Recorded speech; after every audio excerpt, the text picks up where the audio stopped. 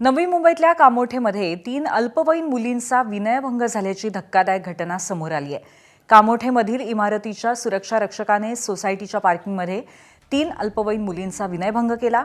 एका मुलीच्या शाळेत गुड टच बॅड टच संदर्भात शिक्षिकेकडून माहिती देत असताना अल्पवयीन मुलीने आपल्याला बॅड टच करण्यात येत असल्याची माहिती शिक्षिकेला दिली।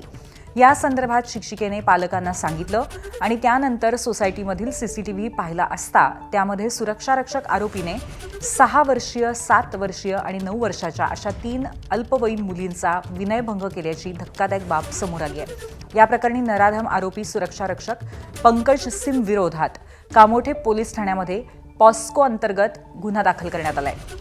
कामोठे पोलिसांनी आरोपीला तात्काळ अटक केली आहे आणि अधिक तपास सुरू आहे। एबीपी माझा, उघडा डोळे बघा नीट।